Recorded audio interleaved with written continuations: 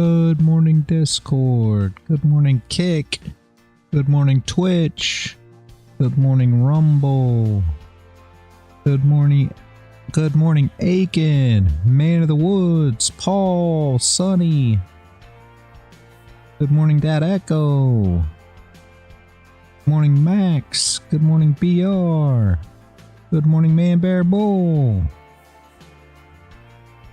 Who else we got, guys? Who else?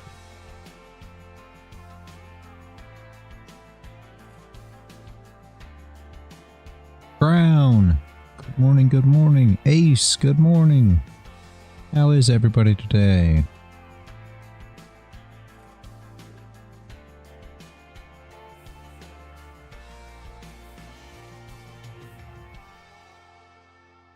And Sonny, we expect it to go down if we got no top wick. That's why we can't long it.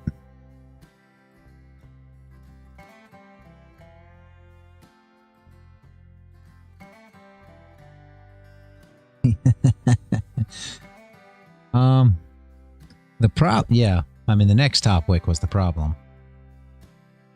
So no top wick here. On the first candle, we expect to go down, but we would have liked to have a top wick before it flipped and went down. Yeah, exactly. That played out nicely. Yeah. Yep. Looks good.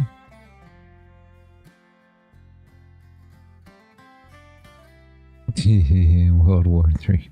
Yeah. Yeah, that's the issue, right?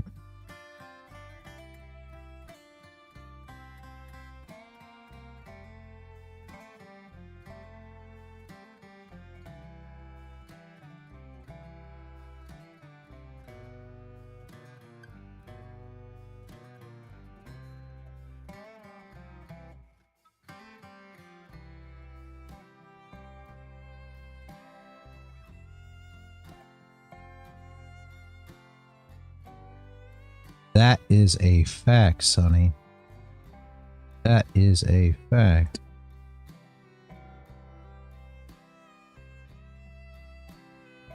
Or that is a fact, Aiken. Sorry. They always come up with something. You too. Both of you. That is a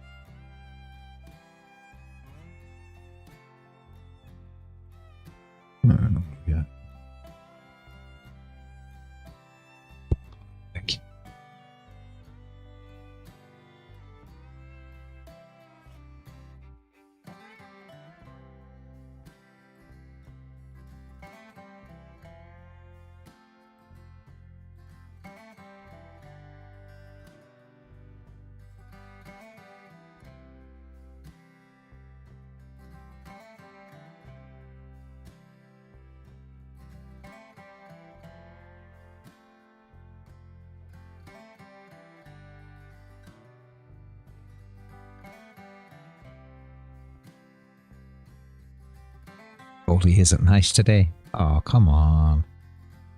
Goldie's nice every day, Sonny. No, she's just sideways currently.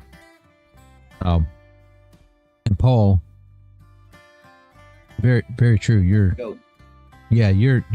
range is absolutely right. So, nothing wrong with your range. That's exactly what it is. So, essentially, if you box it off, this is what you're looking at. You're exactly right. Right. So I was just trying to keep it from being all cluttered up. That's all. But yeah, that is a perfect range there. And you got about 30 ticks too. Daily open from, previous day low from there. See, right about 30 ticks. Yeah. And that'll be the bottom wick on this. So nothing wrong with that range at all. It's just I was trying to keep the chart from being all cluttered up. And then our current range, right, is right here essentially. It's about the same. We just peeked out of the top, which was a and again, I didn't put a line here either because we had yesterday high just above it, and we already had a line in here from something previously, and it actually respected that much better. So we had previous market structure there. For some reason, I don't know when that was put in, but somehow we put it on the chart. And I moved it just a little bit, only because when I ran back to where it started at, here, it was actually off of this wick, which was about a tick down from this wick. And I thought to myself, you know, we ranged right there. But even when I pulled it up, it's still actually closed above. But it was no top wick, and then no top wick and fell. So either way. Yeah. I was waiting for the wick to be put on that candle from last Monday. Sorry, last Monday. Aye. Yeah, last Monday. So that was that wick put on there now as well. Oh, sure enough.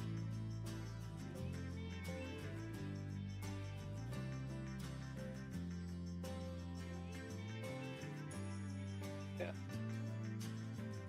So yeah, so it's just kind of yeah.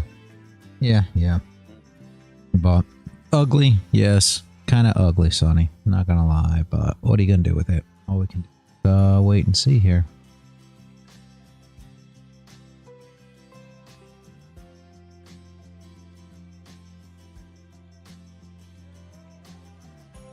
Or two, be right back.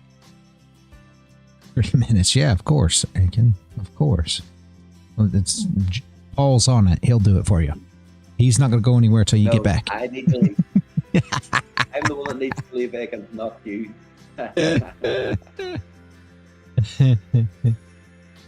Yeah, Aiken's just wanting you to stay put until he gets back, so nothing happens while he's gone. Okay, just for you, Aiken, I'll stop here now for the next 30 minutes. Be in a bit, the though. book map.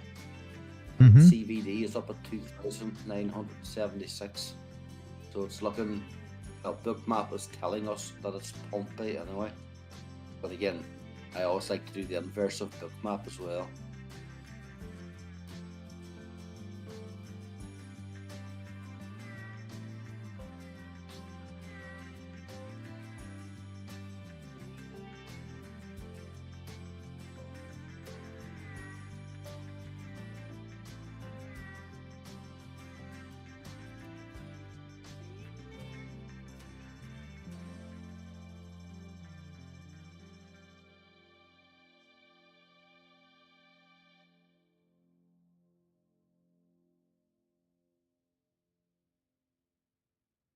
I hope we don't just stay consolidating here. I sure don't want to see it. Hope we can move somehow here.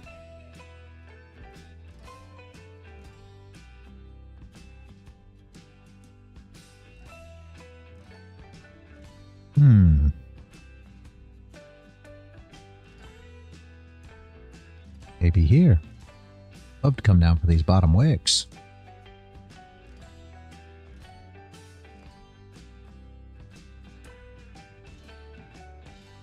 A little more than you think. I'm on this chart from 2634. Very nice. Bit risky, but all my indicators are pointing down. I'm expecting to at least hit the top of that range anyway. So I'm at break even now, so let it ride. Good morning, Initian.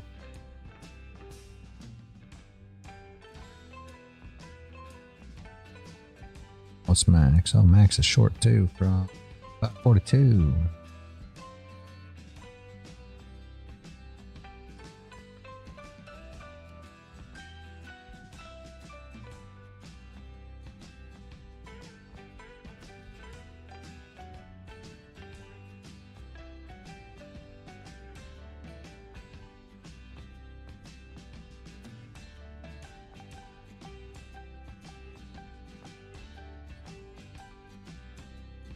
I'm out, I got my 20 ticks.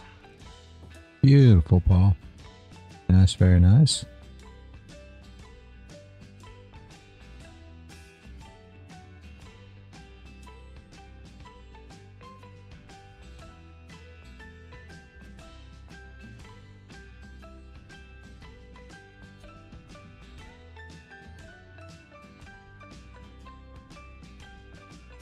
See what she does here once she taps the level.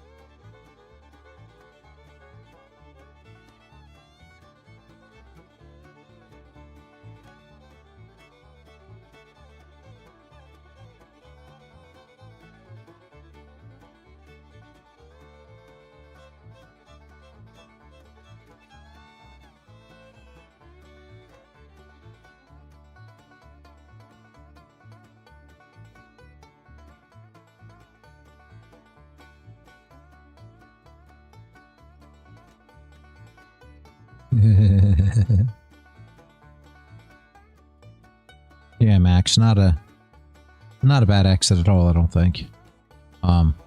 She may hold. She may hold here. So there's no telling. Very good trade, Max. Good job.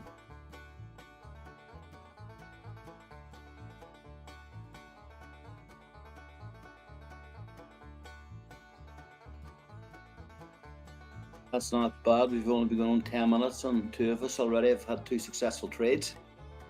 Yeah. Very good. Very good. Love it. Yes, Love absolutely. It.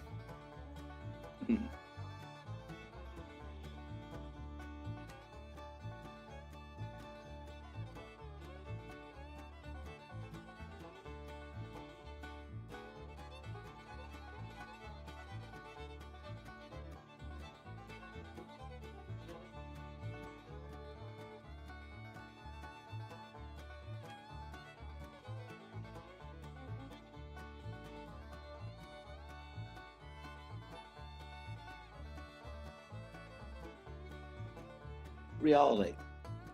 See if this closes here now around sort of this range area that we have, and then we get a wick back up again and it comes back down again and it flips. Would that be a possible entry for a short to continue on down to reclaim that wickless candle? That's only if these set of circumstances are matched, obviously. Yeah, you could if you've got a bottom wick on this candle and it closes below. Yeah. I'd really want it to close below. Yeah. Because that's going to induce your shorts, and then the wick up is going to come back and stop the shorts out. And the longs will come in on that short, on the wick. So essentially, if you got a wick down right now, let's just say, right? If this comes down and then it wicks back up, well, that's your longs coming into the market, right? And if it closes below, then you're going to see some traders going short below it, right? And then it'll come back up, wick them out to continue down to stop out your longs. So that'll be the stop losses that you're after. Makes sense? Yep. That's exactly what I was thinking of. Yep. Yeah. Brilliant. So that's what you'd want to see there. We'll have to wait and see. I mean, it's super close. We got what, 6 minutes and 45 seconds, and it's it's banging around.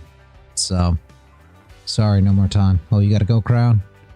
All right, have a great rest of your day. Thank you for stopping in.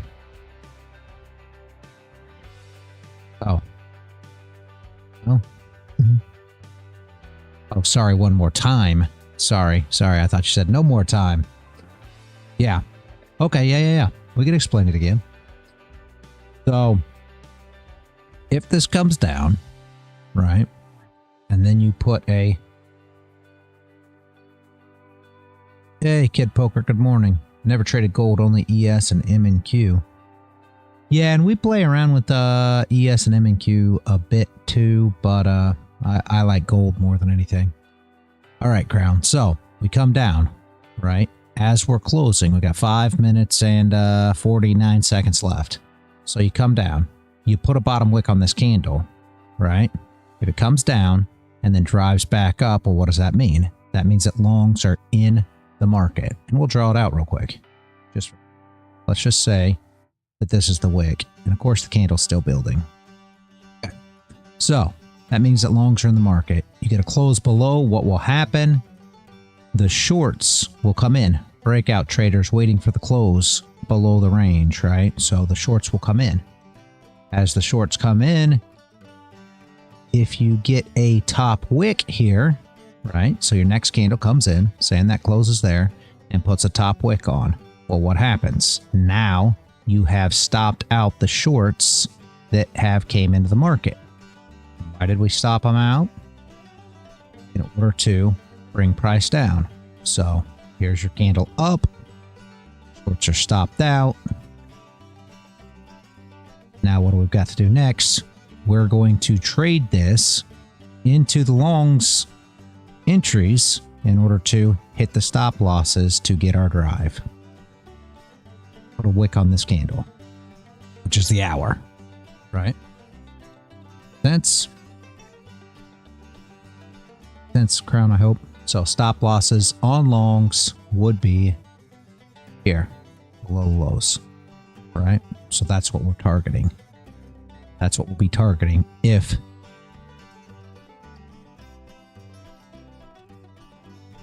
this setup was to play. And what are they looking for? Breakout traders are looking for the close below for the short. Confirmation breakout traders are looking for the close below retest, so they will enter here expecting this, and instead we're looking for this for them to get stopped first to come back down. Your entries are here. What are they expecting from here? Same thing every trader's expecting, the W to come back up. What are we looking for? The break. That's why we go BE at their entries and then pull stop loss through their stops, expecting a wick to be put on this candle. Hopefully that makes sense. We have to wait for this close and see how this all closes up. That's huge to see what they're going to do. These closures and how these candles move, guys, are for the traders. We're just trading the traders. This got nothing to do with gold. This got nothing to do with the asset or what's going on in the global economy or any of these things. None of that matters to me. None of this has anything to do with anything except what are the traders doing. And we're going to trade their stop losses. All right. I watched many of your videos on mindset, which is my biggest issue. Yeah, it's a lot of traders' issue, Kid Poker. Waiting on the flip to short on the next candle. Crown, yes, if we get a close below and then a top wick and a bottom wick to recover. Amen. Love those videos. Yeah, Paul. My biggest issue for 2 years has been letting losers run and cutting winners short. Yeah. Yeah, that's why you want a, and with my system, right, the way I trade, and this is, I'm not telling anybody to trade the way I trade, right? This is just me and how I trade. But what the difference is, right, is this is your setup. I'll turn that into a wick. Just give me a second. Okay. So, and Crown, just saying that this was the exact same setup that we're just talking about. Now, what are we looking for? We're looking for this candle. Come in, open up right here, and drive up. Right? So now where's your entry? If this is exactly where we're at in time, now your entry is right here. Now you don't have to worry about your winners and losers anymore. Here, and your stop loss is above the top wick once this candle flips. So now you're entered, right? And that's the whole point here. You're entered. Candle flip, whoops, is your entry. You get what I'm saying. Candle flip is your entry.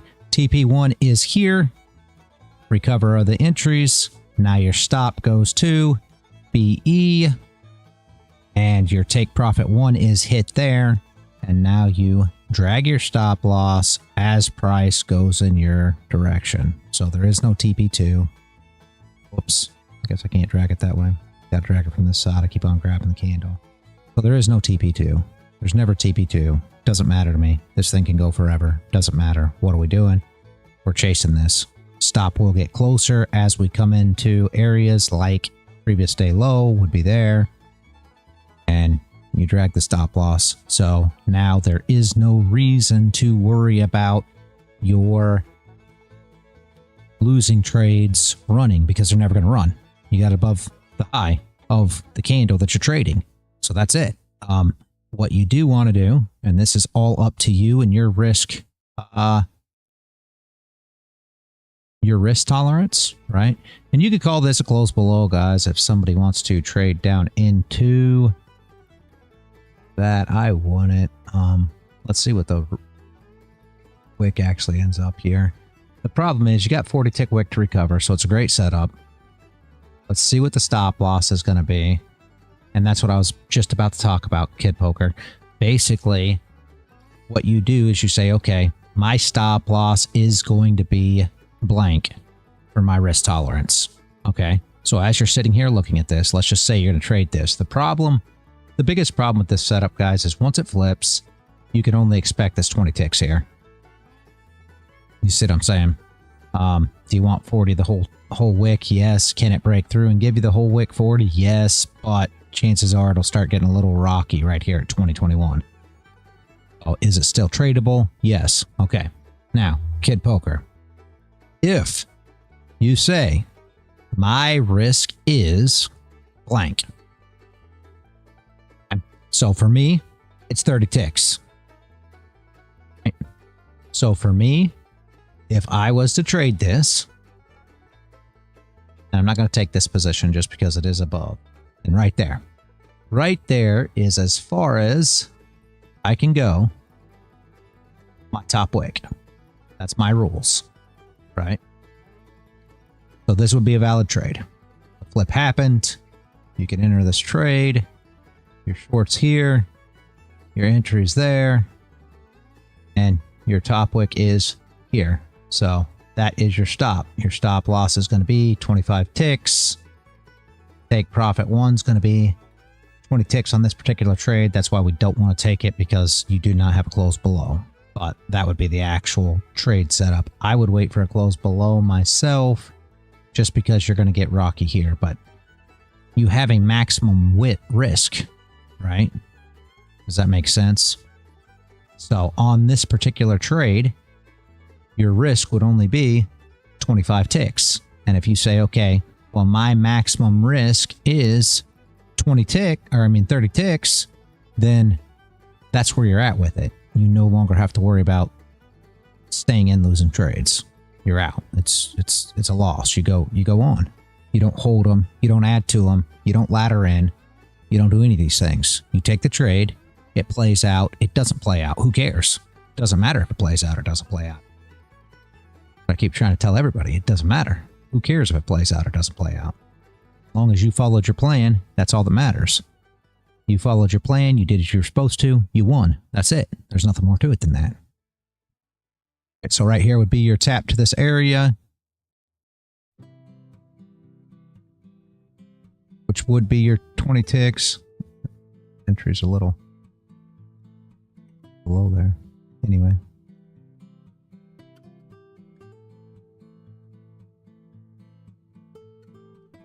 So there is, would you, so I can finish this example. You're moving too slow, gold. All right, so there's your tap. So TP1's hit. I put my stop +1. The reason I do +1 is because 1 tick on gold covers the fees for both contracts. All right, so you made $200 profit, and now your commissions are covered with your +1. If you get stopped out right now, it was $200 profit. You move on, right? If it breaks through here, what are you looking for? You're looking to pull your stop loss close once you get down to this wick here. Right? And we'll do that as we go through here. Let me read what you guys put here, because I'm looking at another screen. Sorry, somebody pay attention to that for me, and I'll go with it.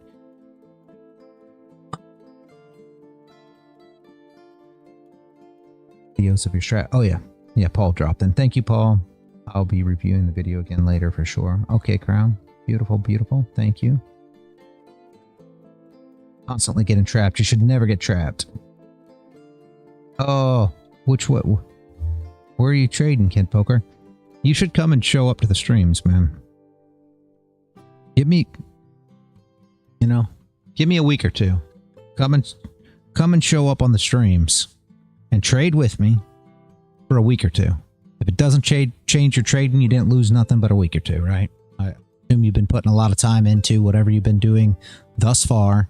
So a week or two is not going to matter any. If it doesn't change, walk away and say, that was a week or two that just wasted my life. But I got to tell you, everything I do here is free. You never have to pay for anything. So it's going to be nothing but just a waste of your time. That's it. I've had 2 payouts this month. That's good. Nothing wrong with that. Nothing wrong with that. It's all about just staying consistent, Kid Poker. That's it. Nothing more, nothing less. If you do the same exact thing repetitively, you build a habit. Once you get a habit, then you get consistent. Yeah. And I'm not going to tell you that you're not going to be pissed, unfortunately, when it reverses on you like that.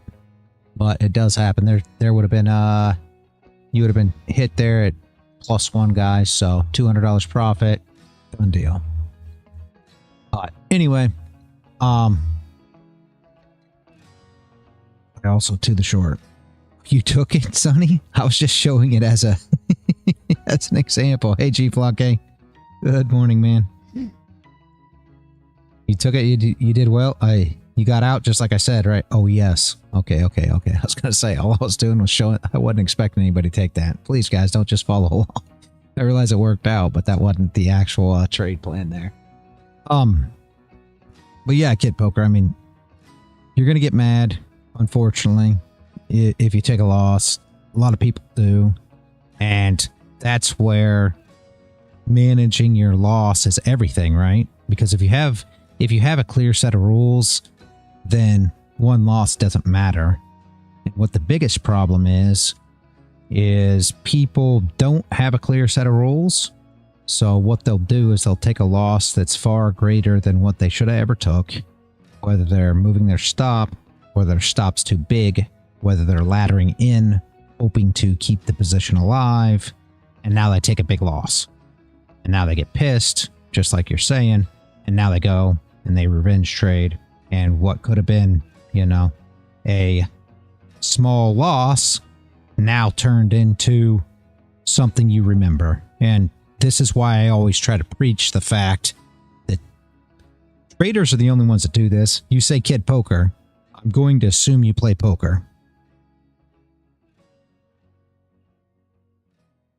I could be wrong, but I'm going to assume you play poker, right? And just think about it in poker terms. And I explain it in poker terms a lot. Yeah. Okay. Beautiful. All right. So the difference between, and I still do sports betting, but before this, I was super into sports betting and poker. Still super into poker. Still sports bet here and there, but not a ton. Okay.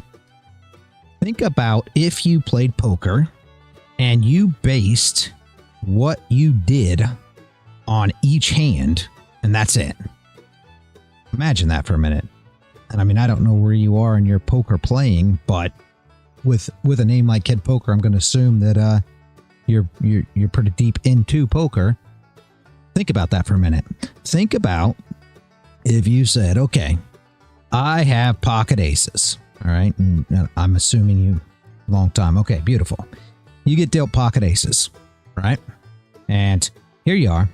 And you raise. Let's just say you 3-bet. And you pot's pretty good. Guy calls you. Flop comes king, king, queen. What do you do?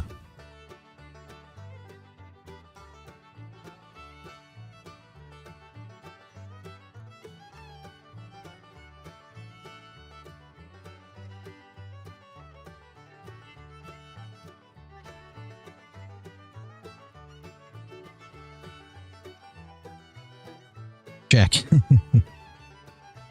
Exactly. And I mean, these are the problems, right? And here's where the issue comes in. What does a trader do? It goes against them a little bit. They add more to that position because this trade is the only trade that matters to them. You realize now that you're in that hand that you're not in a great position. Are you in a horrible position? Possibly not, but you're not in the greatest of positions. So, but in the market, what do people do? Well, I'm going to put more in. It's going against me. I'm going to put more in. Why? Why? And then even worse than that, hit poker, right? So now let's just say that you did try to, let's just say you put a filler bet out there. You know, let's say we were in a 3-bet pot. So you raised up, let's just say 3rd pot for fun. Guy comes over the top of you, puts more in, and you call him. Why? Because after all, you do have 2 pair at this point, right? But you realize you're behind. I mean, that's the bad part. Okay. So you lose, right? Guy's got king, queen. King, queen suited, let's just say. So he already had the boat. You were drawing dead the whole dang time. All right. Now, what do you do the next hand? You play your next 2 cards. And that's the whole difference. You play your next 2 cards. It's got nothing to do with if you get dealt now 5-6 suited, you're not going to go. No, you're not going to go on tilt. No, you're not. Come on, man. You're only going to go on tilt if you got a bad beat. And that's the whole thing. And that's the whole thing here. What's a bad beat in the market? There really isn't such a thing. All joking aside. I mean, it's just a different thing. And the mentality of people that trade this market, and I've never seen it. You know, I've never seen anything like it until I came to the market. And I wrap my head around it differently because, and you should as well, because I come from sports betting and playing poker. We're taking a chance at a pot every single time. And we're never paying attention to, you know, what, you know, there's no such thing as a hand that has to win. And for whatever reason, traders just believe that this trade has to win. Well, you can go all in pre-flop with your aces. That doesn't mean nothing. I mean, are you going to do it? Yeah, absolutely. Given the chance, yes, you will do it. Right? But that doesn't mean that you win. And it just is what it is. For some reason, I get so mad when it reverses on me. Yeah, and I mean, and that's the whole thing. It shouldn't be that way. You have to look at it as 100 trades, you know, or 6 months or something. You have to look at it as what you're going to do over the next period of time rather than one trade. Imagine if you were really playing your poker by one hand. This hand's the only hand that matters. And that's how their mindset works. I've never seen anything like it until I came to this space. When you're sports betting and you're using, you know, your bankroll, you essentially are putting a percentage on each sports bet, hoping that you're profitable in the end. Are you going to have losers? Absolutely. Losers happen. When you're playing poker, same thing. It's not this hand that matters.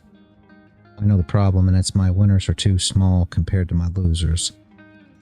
Even that, and I'm not telling you that they should or shouldn't be, but that's still not... You have to... What is your risk?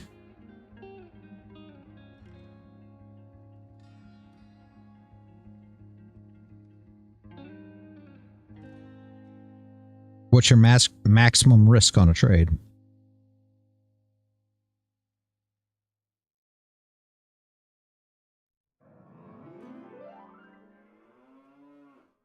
And you may tell me it depends on the trade. You should never move your stop. Never, ever, ever.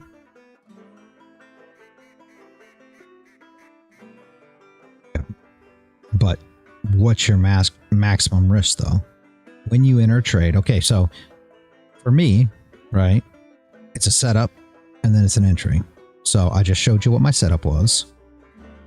And my entry is based on what, you know, top wick flip, that's my entry. And my top wick can't be over 30 ticks. Why 30 ticks? Because that's my maximum risk. So if it's 25 ticks, then now my stop loss is 25 ticks. That's it. If it breaks the high, so be it. I'm done. Short broke the high, it's done. You know, of that candle. Usually 100 to 150. Yeah, but is it, you know what I mean? Like, is it always? You have to have a set. If you're risking too much, you have to have, I'm trading the smallest apex PAs, only 1500 in drawdown. Yeah. And there's nothing wrong with that. Those are actually the easiest to pass because it's 50-50. Basically, you have 1500 to make and 1500 to break. So as you go up in size, it's actually harder to do because your drawdown's less. You have 2 PAs, yeah.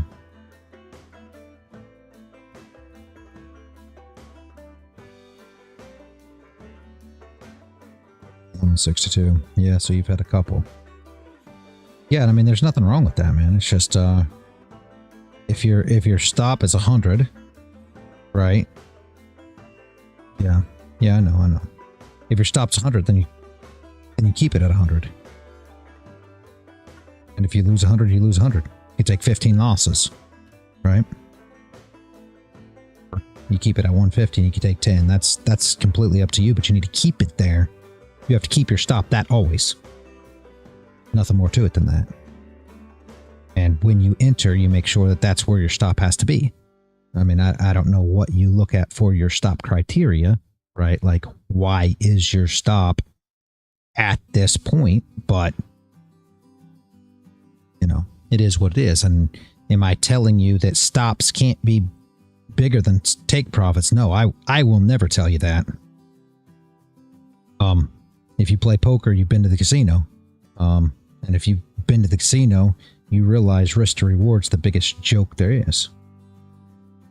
All the people in the trading space will disagree with me, but if you want the best risk to reward, the only game in the casino you're going to play is roulette. And that's freaking completely retarded. So risk to reward is not high in poker.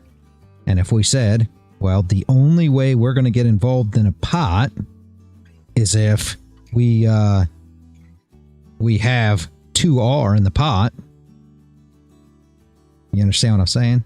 3R in the pot, 4 on the pot.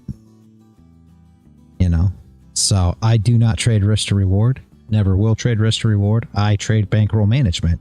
The only thing you can control in the market is your risk. The only thing you can control at the poker table is your risk. Are you overexposed? That's all you can control. You can't control what you make. You're never going to control what you make around the poker table either. Doesn't work that way. Yeah. Yep, and that's just how I look at it. So to me, what you've got right is you know, you risk $100 or you risk $150, whichever one you prefer. I would stick to one of those, not move your stop loss. B52s are in, Sonny. And then you take what the market gives you. Like blackjack, the house has a very small edge. Very true. And blackjack's not 2R or 3R or 4R. I mean, it just, you don't play any of these games or anything by what your R is, and that's something else that I think they have messed up on in trading, because R means nothing, doesn't mean anything.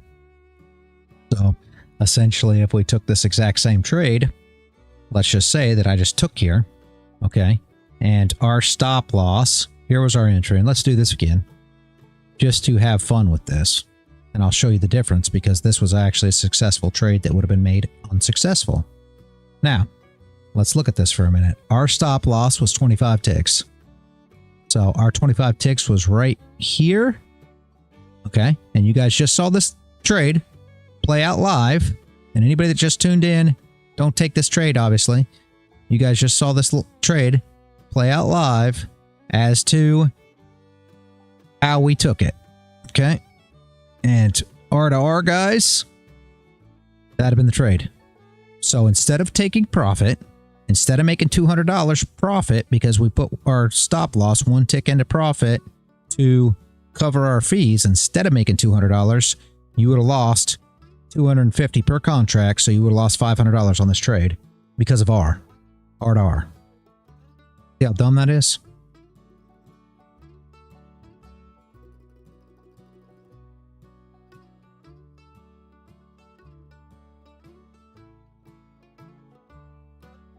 If I can get my mind right, I might be able to get going. Yeah, you'll get going, man. You'll get going. But I mean, you see the whole point there in the RR. And then what everybody will say was, well, you shouldn't have had a 25 tick stop loss. I've got a lot bigger than a 25 tick stop loss. Well, that's great too. So what are we going to say? So our stop loss is going to be what? Up here? So now we've got an 80 tick stop loss. We're going to take a $1,600 loss on this, and we still got to do 2R. So in order to make this happen, you know, we're gonna do something like this. What if it don't play out? Then you just lost $1,600 instead of the $250 that you shouldn't have lost, or I mean, actually the $500 that you shouldn't have lost in the first place. Just doesn't make any sense. Does gold move like ES slow? I mean, I think gold's slow in comparison to NQ. I don't trade ES a lot. I used to trade it some, but I'm not a big ES trader. It moves much slower than NQ, if that's what you're asking about. Yeah.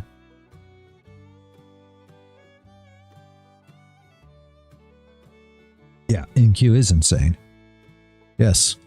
And I mean, ES is much faster, Sonny said, so gold's slower than ES as well.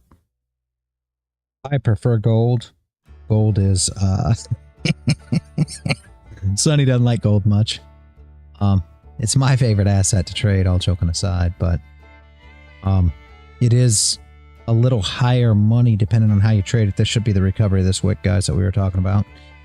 I think the stop loss only went to 27 there. But either way.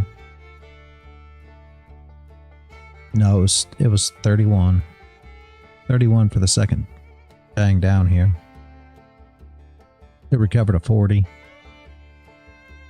And then we'll see if these stops get ran or not. Probably not with only 8 minutes left, but maybe. So yeah, but gold is more money, depending on how you look at it, right? Because each dollar move in gold is 10 ticks. Each tick is $10 a tick for GC. So that makes it $1 a tick for MGC. There's 10 ticks in a point, right? So it's $10 per point if you're using MGC, which is what you should be using on a 25K account. Kid poker, probably.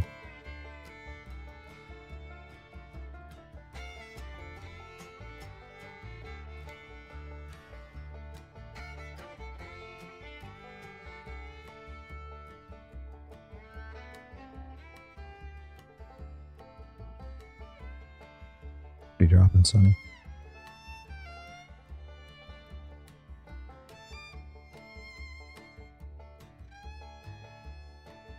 Took a 230 hit on my first take after Apex. Yeah. Yeah.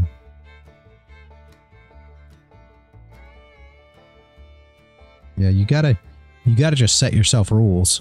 Like, if your $100 or your 150 is your max loss, then what it, you know, again, I don't know your trading strategy, and I don't want to you know, tell you to change what you trade. By no means do that. But if your stop loss is supposed to be 100 or 150, then you have to make sure that when your setup presents itself, that your 100 or 150 meets those guidelines. Because what a lot of people do, okay, and let's just say you're a, you know, support resistant, you're a level trader, you're trading this, and you want to short here because we came down. What a lot of guys will do is enter these positions knowing that they want to put their stops above the highs, but can't put their stops above the highs because their stop loss is, you know, like you're saying, $150, and in order to break the highs, you're going to lose 230. Well, you should never be in that trade. You understand? You have to figure out when, with your strategy, when is price going against you? At what point is your trade not valid?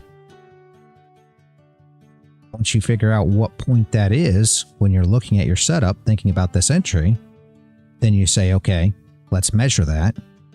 Is it over $150? If that's what you decided is your stop loss. If it is, you don't enter the trade. You skip it. Go to the next trade. That wasn't a missed trade. It wasn't your trade. Your criteria wasn't there. So it's not a missed trade. I don't care if it goes down. And a lot of people struggle with that. They'll say, well, I want a short right here. And let's just say this one, just for fun, because I know this is a 31 tick stop. Okay. So 31 tick stop. So that means I would not take this trade. Right. Saying that this flipped happened. Okay. Now, let's say this candle comes down and just starts dumping right now. So this candle makes a 100 tick move. Great. Doesn't matter to me. That wasn't my trade. People say, well, it was only one tick. It was only one tick. Why didn't you just move your stop one tick? Because I'd be breaking my rules. Who cares? It's not my trade. What could you have bought Bitcoin at? I ask people this all the time. If you could have bought Bitcoin at the lowest that you were able to buy it at, what could you have bought it at?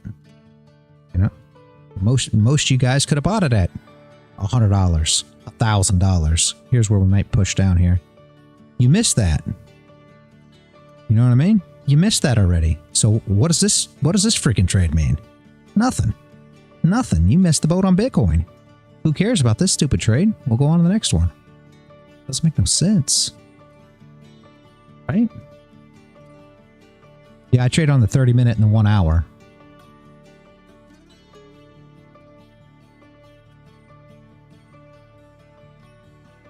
$30-minute and 1 hour time frame, yes.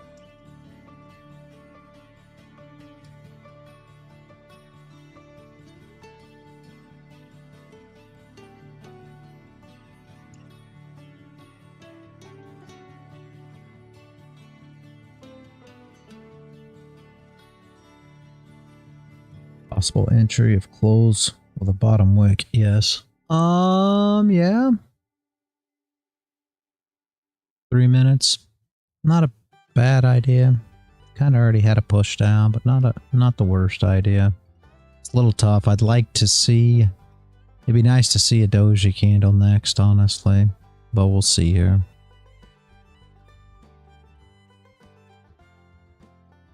We're almost at the 0.5 of that candle to the left as well, reality. Yep, exactly. Remember, I commented about that. Every trade is 50-50 chance. Maybe Kid Poker. If you look at it that way, right? If you look at it as every trade's 50-50, then then what does it matter whether you lose or not? You know what I mean? And I'm just trying to give you a way to wrap your head around it not working out. Because what most people get, where most people get so messed up, I got that from another YouTuber that claims every trade is 50-50, but it isn't. Most people believe that they're going to win, and that's the biggest problem. They have their setup, so they have to win the trade.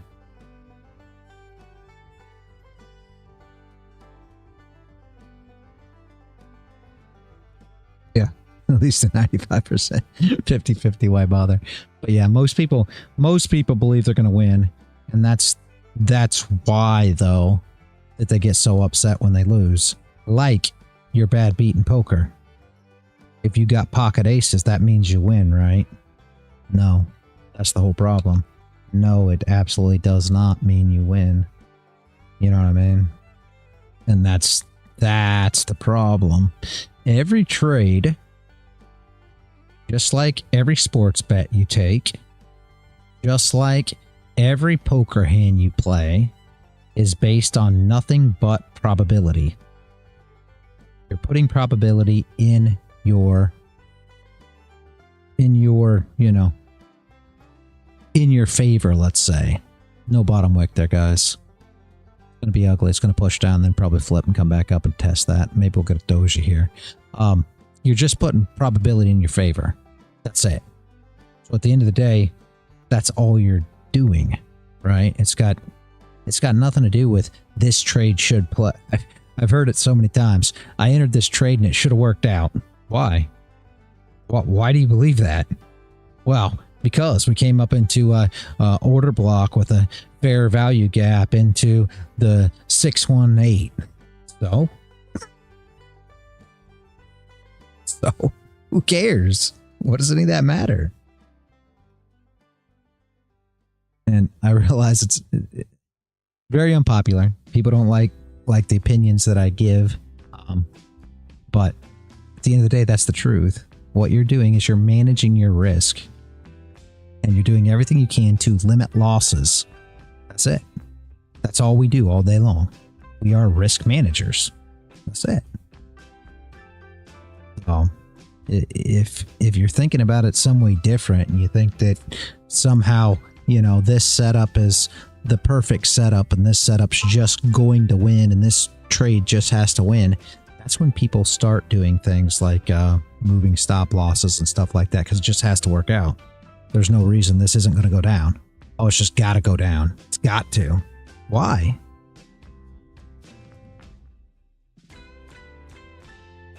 Self as a risk manager, not a trader. Yeah. Yep. And I mean, really, why does it have to go down? Why does anybody believe it has to go down? These are the things that I've never understood. And people say, well, because look, this is supply zone. It has to go down. I trade against supply zones on purpose.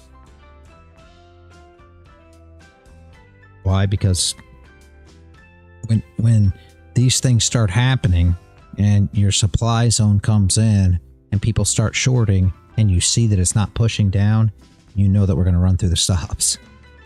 It's pretty easy to see. And these traders are, you know, oh no, it's got to go down. Look at this. Came into my bearish order block. It's got to go down. Why? What makes your bearish order block so special? Well, it's because the institutions are trading there. The institutions trade supply zones and resistance zones, yes, but what does that matter? Oh, because that's smart money. No, that's dumb money. Traders are dumb money. Institutions are dumb money. None of that's smart money. People don't wrap their heads around that. Why? Because all their stop losses are in the exact same spot. Why do you think everybody always talks about, oh, I'm getting they hit my stop and then it goes my direction? 95% of traders could do better just by entering their position where they were going to put their stop loss. 95% of traders would do better just doing that. They say, okay, here's what I'm going to do. I'm going to enter right here. Stop loss is going to be, you know, let's go with Kid Poker stop loss, $150. Okay. So put your entry $150 higher if you're shorting. Real simple. Put your stop loss $150 above that. Now see how many more trades you win. You'll see that you actually win many more trades just by doing that. Why? Because your stop loss isn't in the same place as everyone else's.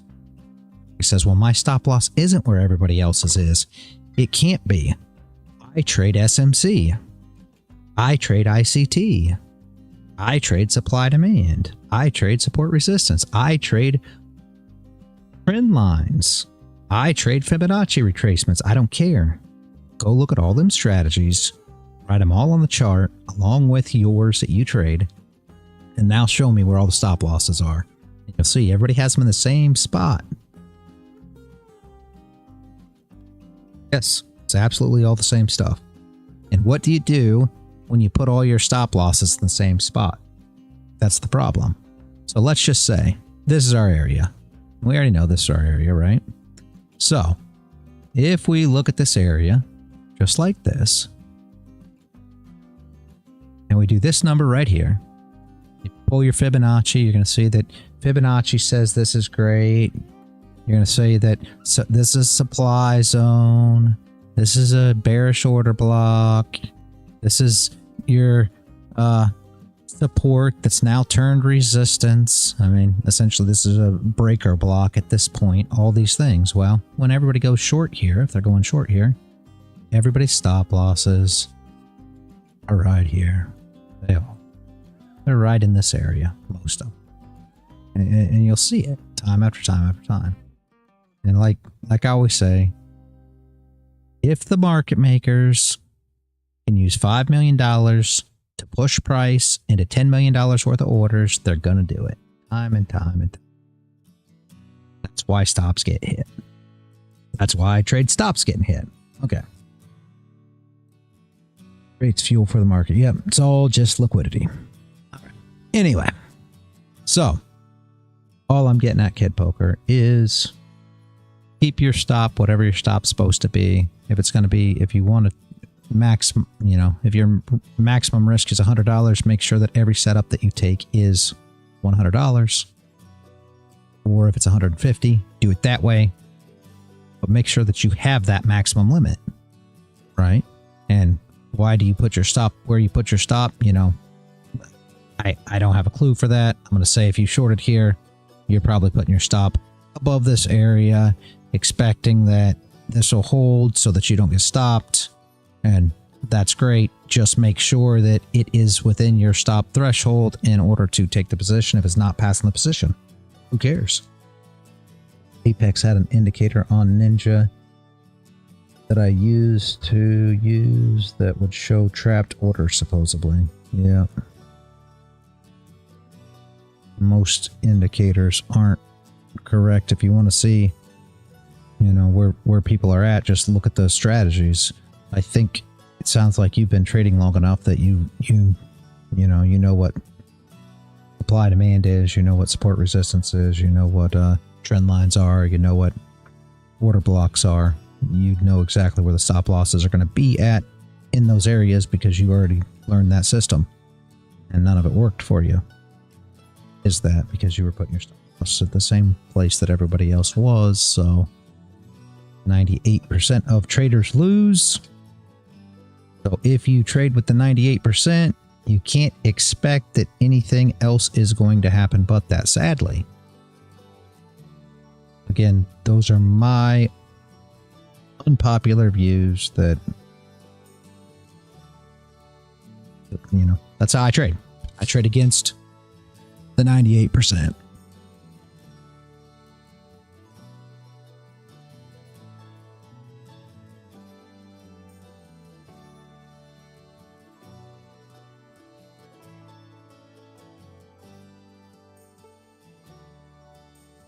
Price action is one of those things too. You know, people say price action, but everybody use that term a little different. Start watching every day. All right. Yeah. Yep, I'm definitely here to help your mind, Kid Poker. Like I said, give me a couple weeks. Worst thing that can happen, you've spent 2 years now. If you don't, figure anything out in a couple weeks, say, well, I wasted a couple weeks with this idiot that has no idea what he's talking about. I mean, it is what it is. But it's only going to be wasted time at the end of the day.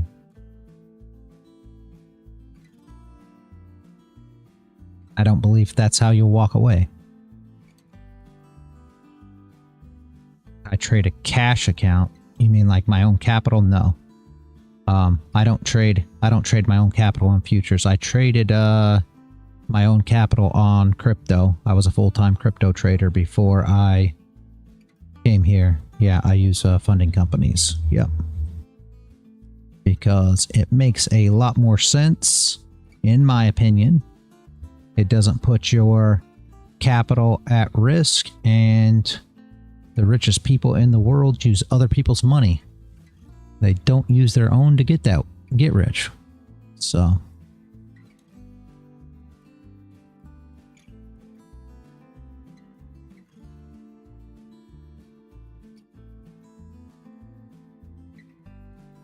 but yeah, I've traded Kid Poker with Apex. I started with my own money when I thought I knew something. Yeah. I traded Apex, Top Step, Lilu. I'm working with Earn to Trade and My Funded Futures as well right now.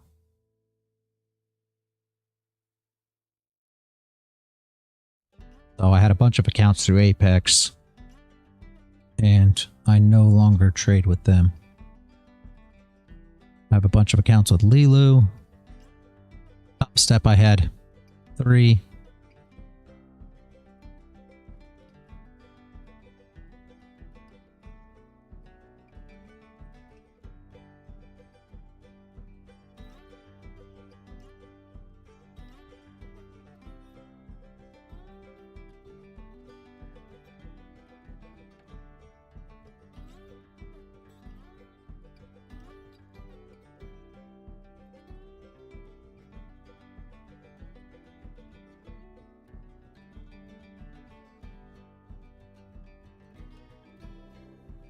Somebody asked me. Well, I'm up 135 on one PA and 100 on the other today, trading micros. That works. Somebody asked me about Elite Trader funding, and I forgot who it was. Somebody asked me about that. But either way, I don't think I'm going to try any more accounts with activation fees. And that echo, me and you had that conversation. I think it's dumb. That's why I closed the TickTick account. There's just, I don't see any purpose in it anymore. I'll be honest with you. Why? When we have all these other options, why use accounts that have activation fees unless the activation fees come out of your first payout? Yeah, no. I've always did lifetime activation fees, Kid Poker, but why pay them at all? Why have activation fees? I mean, I feel like that was old, right? Like I did Apex and Lilu and Top Step, and I paid activation fees with all these accounts, but why? Yeah, I know. Yeah. Well, that is so they can make more money. But I mean, why work with, I don't think I'm going to go with companies that have activation fees anymore. I've still got Lilu accounts sitting on the wayside that haven't been activated yet, that I probably will activate in the future maybe, but I'm just not sure that I want to use companies that have upfront activation fees anymore. I'll be honest with you. It doesn't make sense with the options out there to do that anymore.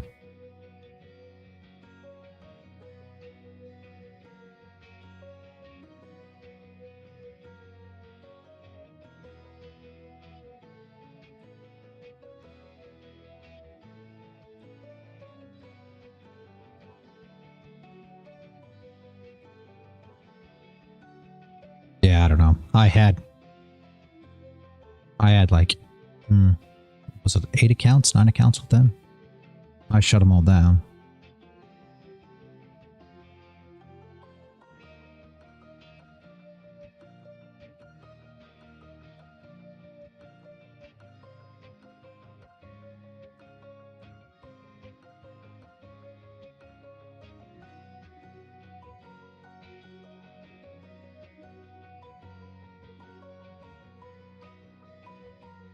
Markets died? Yeah, maybe.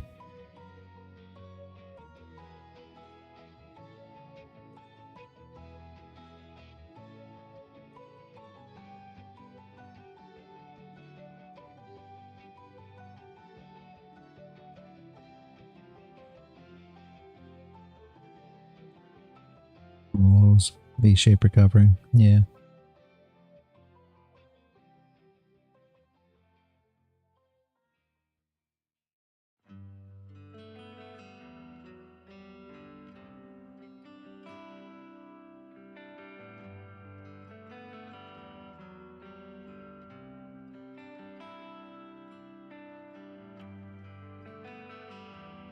If you don't feel like you should trade anymore, you probably should not, man.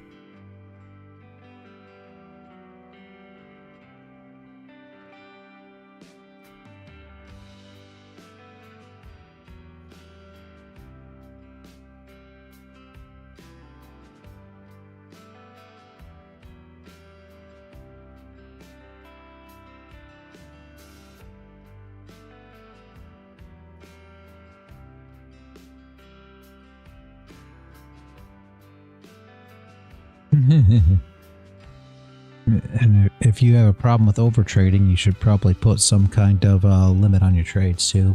A lot of people have problems with overtrading. Maybe a time, or a trade limit, or a, you know, money made, money lost, something. If you're really struggling with that. Best thing to do is go through and look at your losses. I mean, I don't know what your win rate is, but you should know what your win rate is, right? And then you should go through and figure out what your losses have in common. A lot of times you can limit your trades by limiting your losses. So essentially what you'll see is that a majority of your losses have the same thing in common. A rule to stop trading if I'm down 100 to 200 on this size account. Yeah, 150 to 200. If your stop is 100 or 150, that would only be one. Aren't you using NinjaTrader? I mean, you can keep a trading journal. Don't get me wrong, but if you're using NinjaTrader, you should have all your trades on there. You essentially have a trading journal.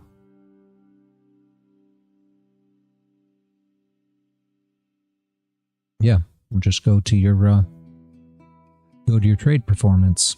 It's all on there.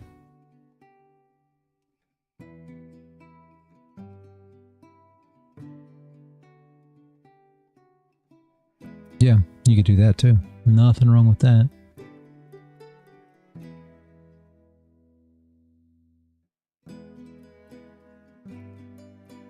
Told the market makers I took a trade and then left the computer. Paul.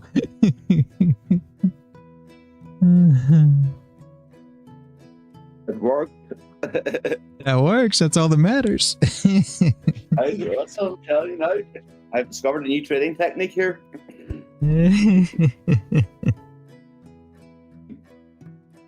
Oh my jeez. You tend to chase too much? Well, like I said, if you have clear criteria, why do you enter a trade? Right? Andrew traded like that. Yeah, he did. Sonny's right. Andrew used to, he would open a trade and then go for a walk. He put a stop loss, his take profit, close his computer and go for a walk. And when he got back, the trade was either going to play out or not play out. That was it. Yeah, I like Andrew. I might Yeah. do what Andrew does from now on. Usually not, Sonny. That's mean. Yeah. Oh my geez, that's mean. But yeah, that's what my brother would tell me to do. Yeah. Kid poker, and there's nothing wrong with that either. I mean, for me, I'm a trade manager. So, that doesn't work for my style of trading because I don't have a clear take profit too. So, because of that, I manage the trade with, you know, how my candle's building. So I have to actually manage my trade, but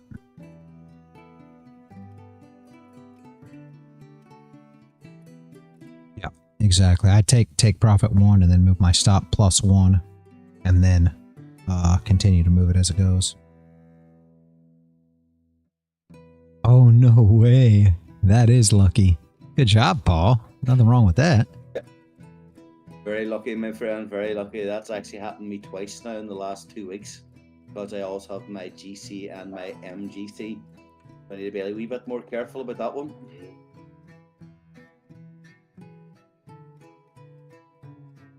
Yeah, because if it goes the other way, you won't be happy.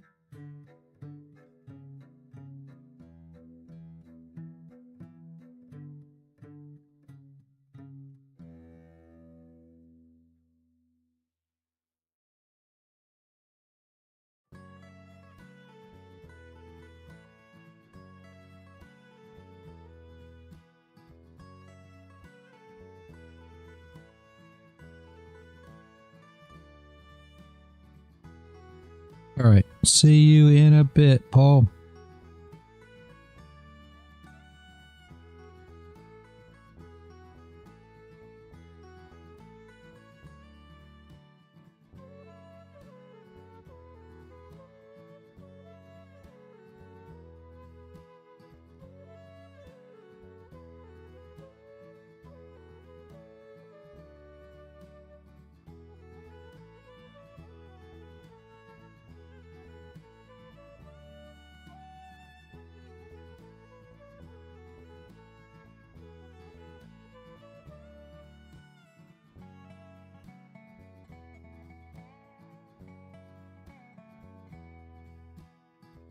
An Initian, like we were talking about, this could give us that doji candle maybe. We'll see what we get here.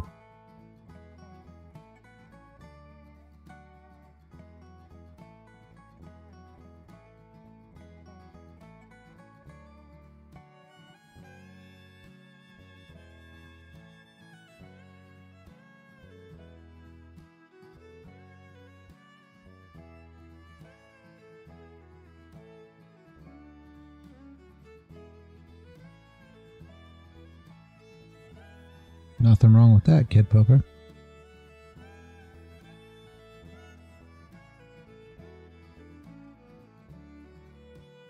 That works.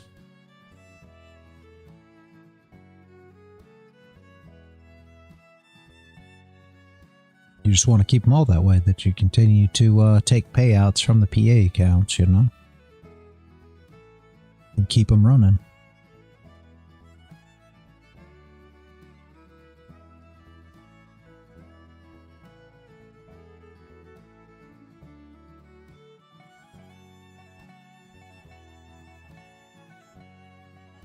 Yeah, well, if you're moving your stop, sadly, that's not going to be that hard, right?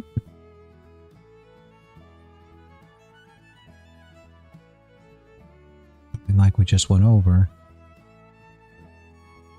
most trading in queue. I mean, You know what I'm saying though. That's what we just went over. If you had a $150 stop, that's only 10 trades.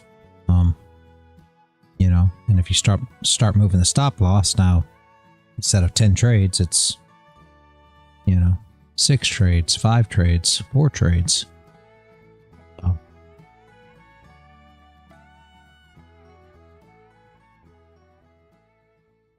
Yeah.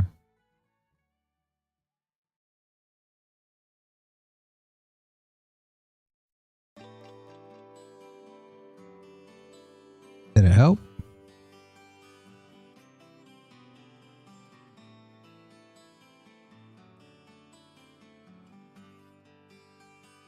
No. Well.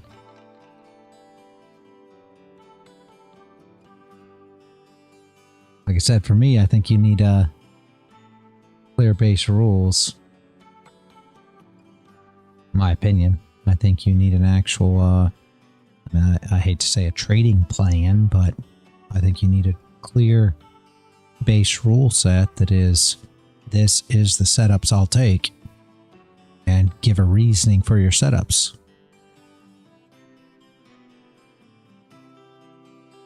No, Crown, not really. And then say, this is my entry, and your entry is going to be based on how big your stop loss is. So if your setup's there, check. If your entry's there, then it's okay. My maximum stop loss is $150.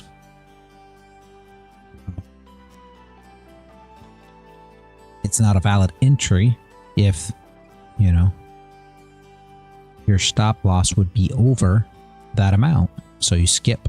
You don't take that trade. I mean, it's very, very easy once you have a set of rules in place. And, you know, if you have a, you know, hang up a whiteboard on beside your desk or something. You got a whiteboard. You put post-its on your computer, you know, something. Just anything that says, this is my setup. This is my entry criteria. Setup's met, check. Entry criteria is met, check. Enter the trade. You won. That's it. You've won now. Yeah. Yeah, and I mean those are the notes you should have. You should have a clear set of rules. And if you enter the trade and you followed your plan, so your setup was there, your entry was there, you won. You already won the trade. Doesn't matter what happens now. Do the same thing next time. Don't even look at the freaking P&L if you don't want to. It doesn't matter. Doesn't matter whether the trade wins or not. That's where people get confused. The trade winning has absolutely nothing to do with the outcome of you becoming a good trader or not a good trader. Your setup and entry are correct if your strategy is consistently profitable. All you do is follow the rules. Exactly. That's it. You just follow the rules. There's nothing more to it than that.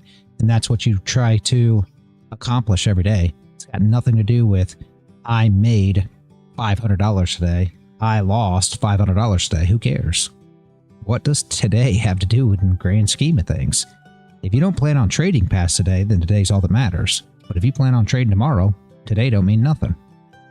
If you plan on trading next year, today don't mean nothing.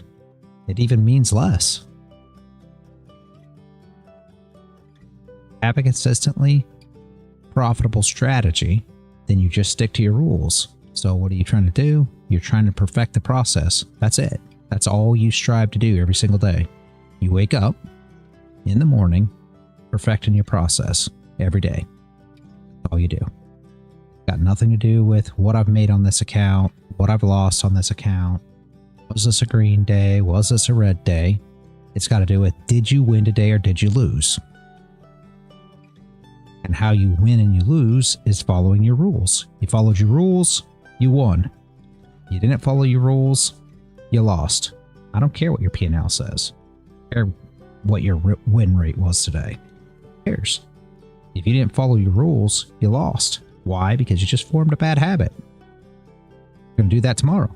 So, and people love to do this. They say, oh, well, I jumped into a trade. I just knew it was going to happen. I made $1,000. They're all happy. Ooh, I did this. Yeah. And then in 2 days, they blow their account. So what'd that $1,000 mean? Absolutely nothing. And they don't get it. They don't get it. Basically a momentum trader, but want to start trading. Higher probability. And you got to find a strategy that works for you as well. If you can find something that's consistently profitable, that's your first step. Right? And then it's okay. Here's my setup. Here's my entry. Check, check, entered, won. That's it. And go on. That's it. There's nothing more to it than that. You won the trade, you lost the trade. Doesn't matter. You made green, you didn't make green. Doesn't matter. Because this isn't the last trade, guys. If this was the last trade, then it matters. If today was the last day you're going to trade, then it matters. If this week's the last week you're going to trade, then this week matters. But it doesn't. In 5 years, when you're still trading, you don't give a crap about today. Today's a figment of the past. Means nothing. What really helped me was the VWAP bounce. Not many trades a day, but it keeps me patient. Very nice, Ace. And that's exactly what it is, too, guys.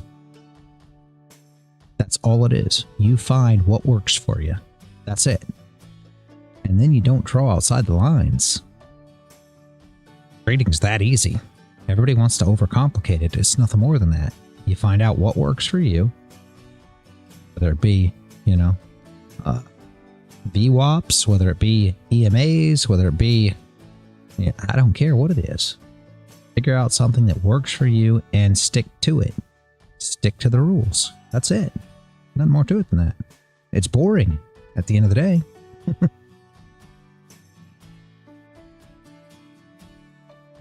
People overcomplicate it.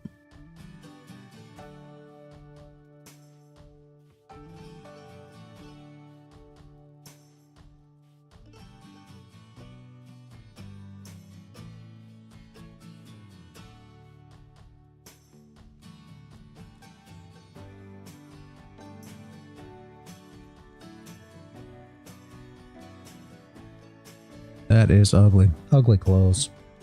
Ugly clothes. Sonny, what do you think of this thing? Ugly, ugly.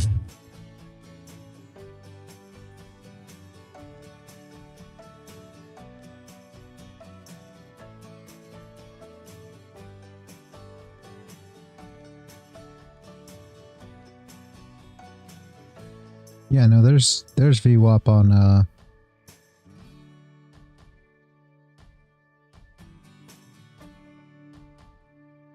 NT. Gotta download it. I've got it.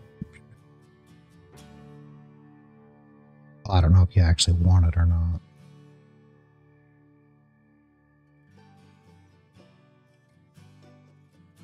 I've got it. Just an indicator that you add to it.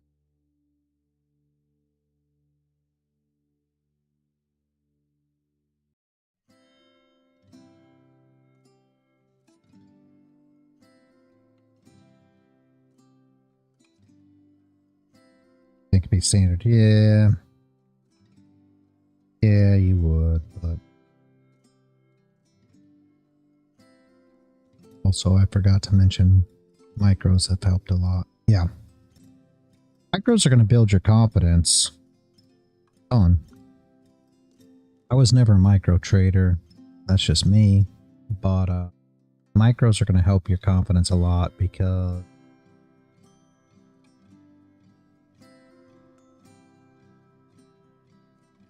big drawdown that you go into, lose so much, work a lot better.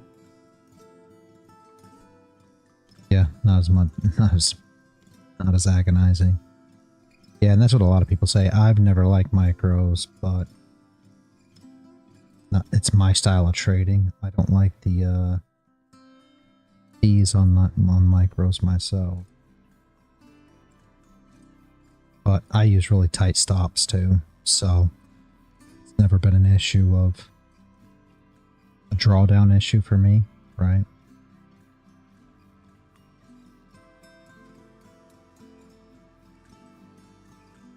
When I get into a position, I'm expecting the react.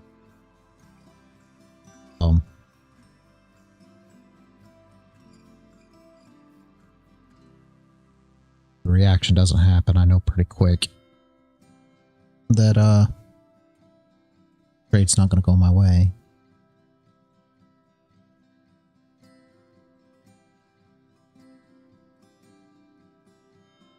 I mean, any of you guys that have been here for a long time know that most of my trades are, you know, under 5 minutes, and every trade's under 15.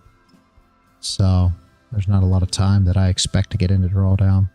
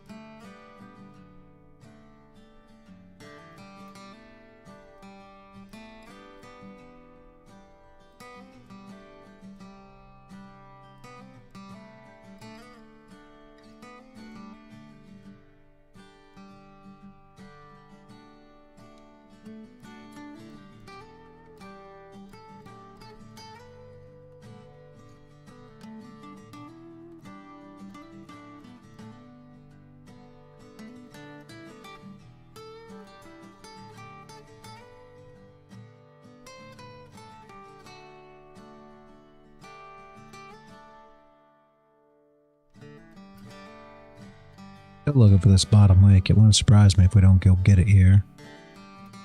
Nothing to take advantage of here, guys, but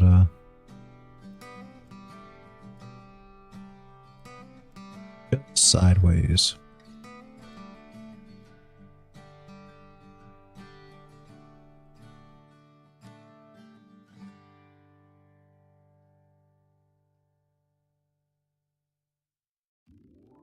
Yeah, there she goes.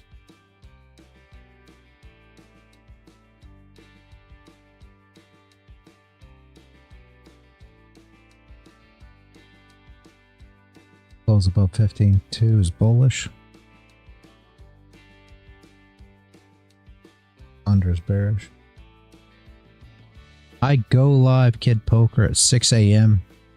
NY time, but I don't actually open mic until around 9:20.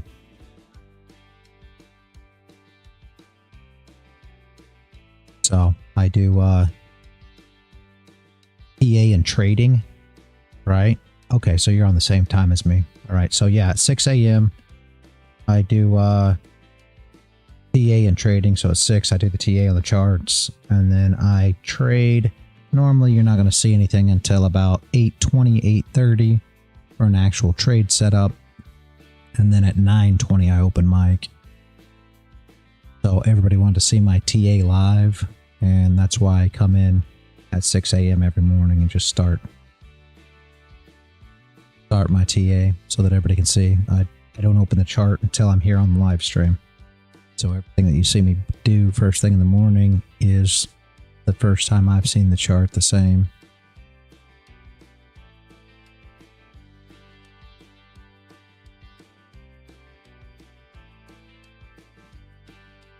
Those are filling the gap on SPX. Nice. 10 more points to the upside is the gap. Alright, son. NQ only goes up. Yeah, it's going to move with SPX.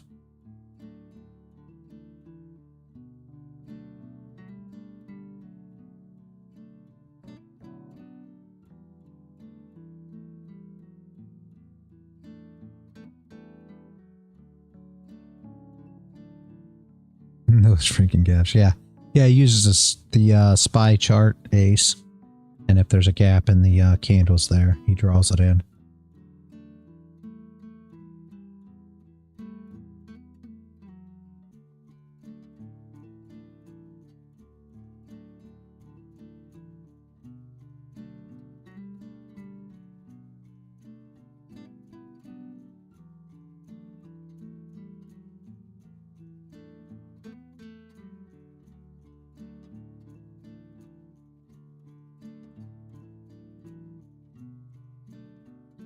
SPX always, Sonny, they always end up filling the gaps, right? It seems.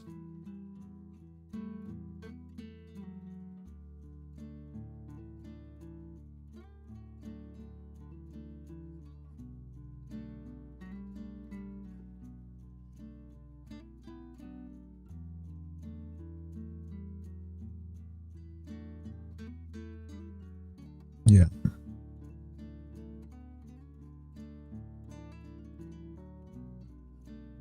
Every now and again, we'll have gaps on the future charts. They always seem it. A lot of gaps left around 40.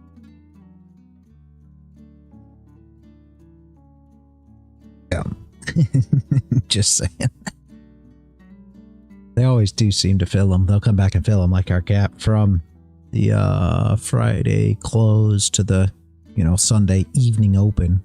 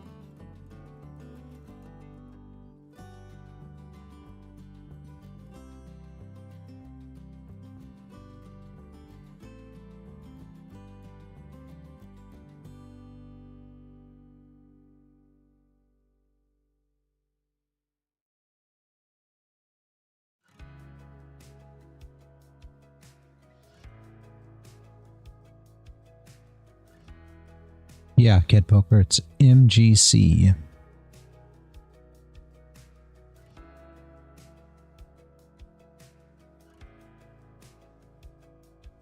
Yep, and it's $1 a tick on MGC.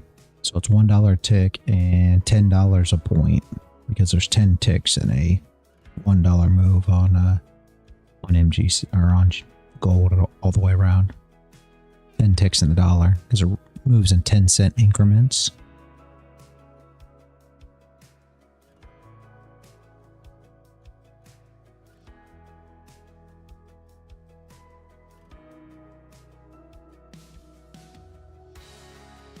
Yep. Yeah, to where NQ or MNQ is just 4 ticks in a point. So is ES. Gold is 10 ticks per point. So each dollar moving, instead of moving in 25-cent increments, it moves in 10-cent increments. So on regular GC, it's $10 a tick. On MGC is $1 a tick.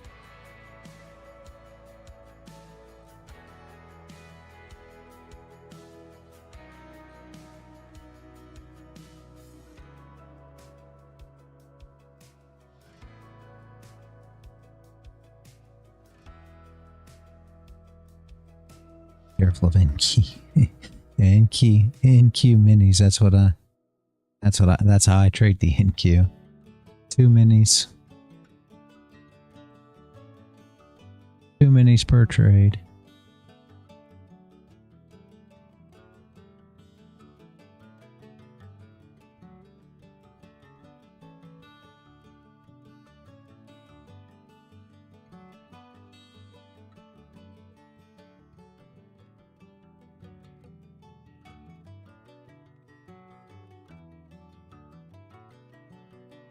Yes, you like using 1 mini. See, I use 2 minis on everything.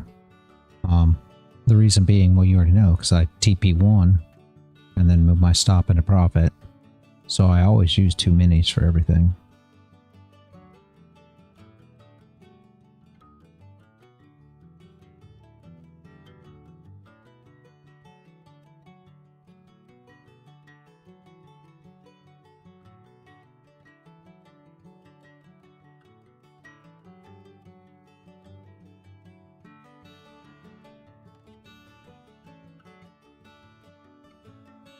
It's not that much different. Like you have to loosen your stop up a bit for NQ, right? So my max stop on NQ is 50 ticks. So that's $250 per contract. Right.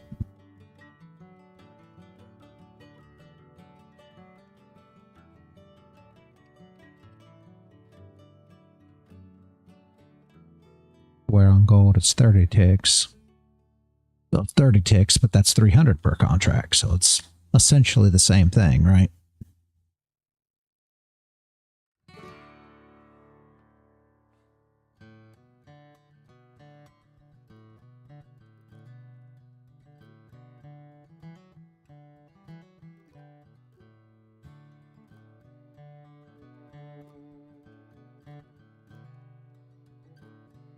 That's max stop. Everybody always thinks that that means that that's what I risk on every trade, and it absolutely is not.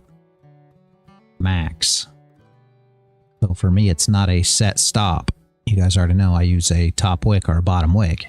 So if the wick's 20 ticks, then that's where my stop's going to be at. It's not going to be 30. However, if the top wick or bottom wick is over 30, then I will not enter the position. A lot of people try to look at the risk management side of it and say, well, if you're working on a 50K account, which is where I use 2 minis, and I'm trading gold, and I take a 30 tick stop, then that makes $600, per stop. So that means I can only trade X amount of trades before, I'm over risking, is what people will say. I'm not disagreeing with that. However, that's a maximum stop. That's not I don't put a 30 tick stop whenever I enter a trade, and that's the difference, right? So, just all in how you look at it. That's just my max. So at that, I don't take a trade. If it's over 30 ticks, I just don't take a trade. If it's 15 ticks, then great. Trade's valid, and I'll enter. And now I took half the stop, right? But I'm not going to put 30 ticks as my stop just because I've entered a trade. You expect that if your top or bottom wick is broken on current candle, that your trade, that's as much as I was planning to take. That's basically my thought process of the trade no longer being valid.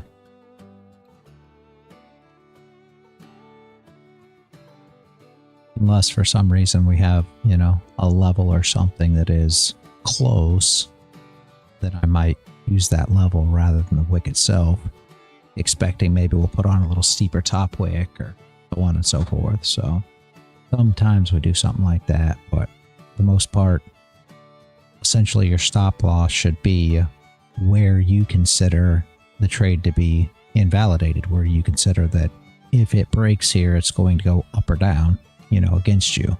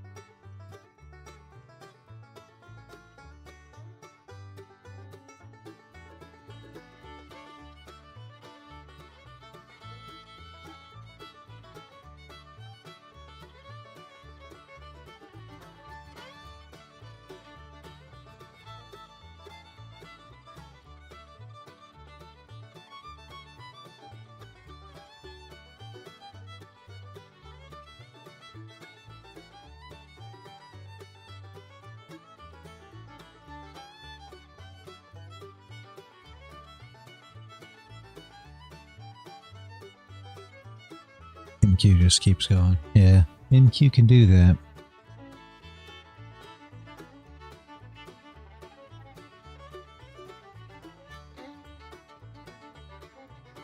Inishi, and this is going to be that doji close that we were talking about on the hour here. More than likely, we still got 8 minutes, but if it does close here, doji, and you have enough bottom wick to take advantage of, that's going to be the big question, right? Then a top wick and a flip's not going to be a bad entry here. I'm not going to take it, you already know, because 11 o'clock is my cutoff. But if you got a lot of time on your hands, it may not be the worst setup and entry. Take, it's just not going to be probably the fastest move in the world. You'll probably be sitting on it for a bit.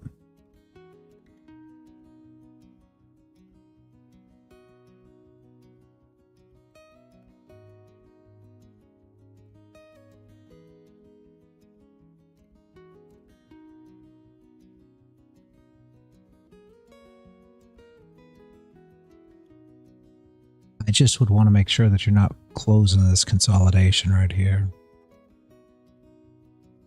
Right there, right?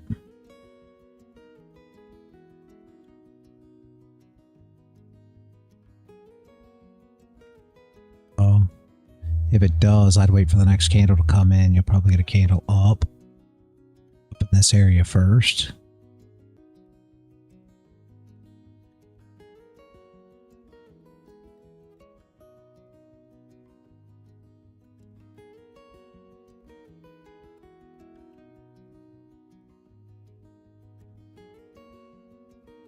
Does anybody have any questions? Gap was filled. Beautiful, beautiful, beautiful.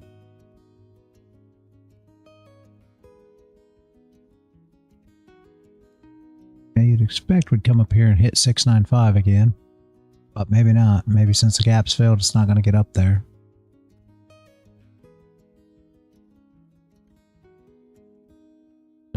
I'd say no top wick and then a top wick and a flip, but that is quite a ways. Oh yeah.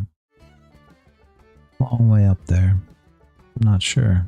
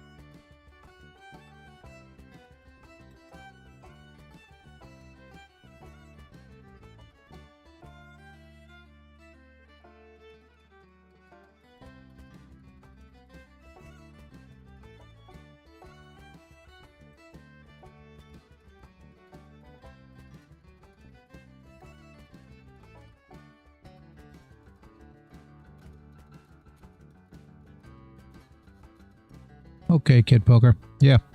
Like I said, I start out early, but you don't need to get here early if you don't want to. It's just TA. I don't do a lot of talking. So do not open mic until 9:20. So if you just want to come in at 9:20, that's just the same as well. Then I normally stop around, somewhere around here, 11:30, something like that. And come back the next day. If you have any questions, just let me know, man.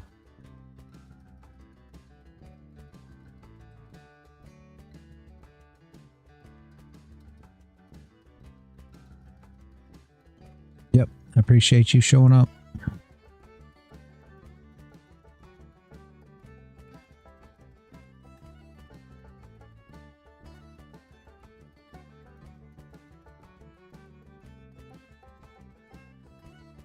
Does anybody else have any questions? Initian, you know what you see what I'm looking at on that, right?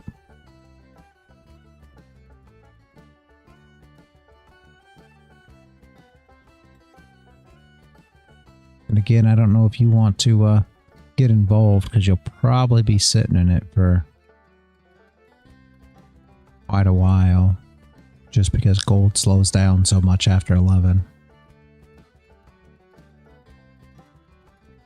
I would hold off and wait, but that is me.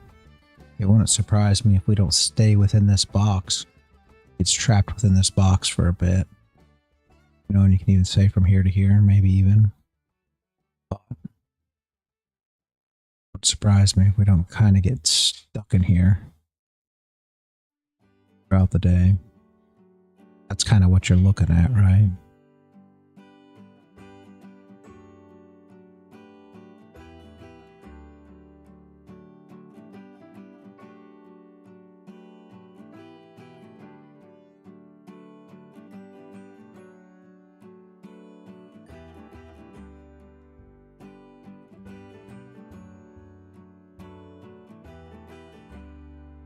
Any questions at all, guys?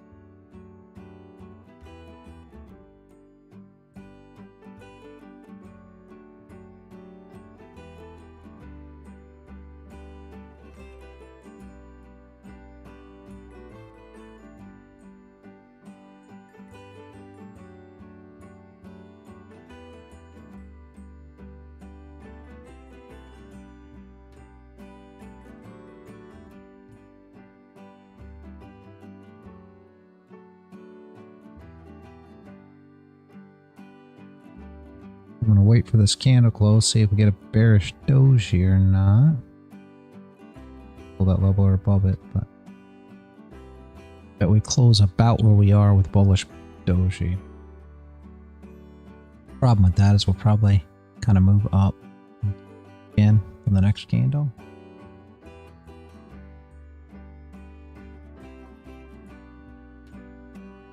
Not a lot we can do with it.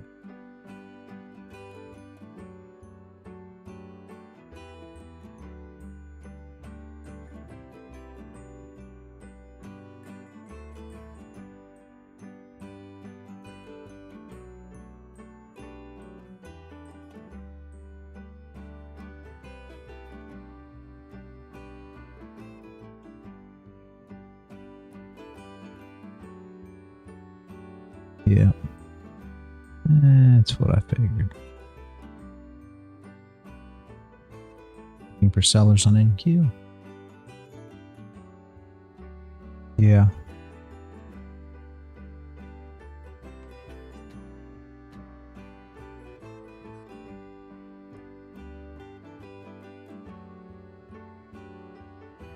Well, I think I am going to shut down for the day, guys. There's nothing going on here.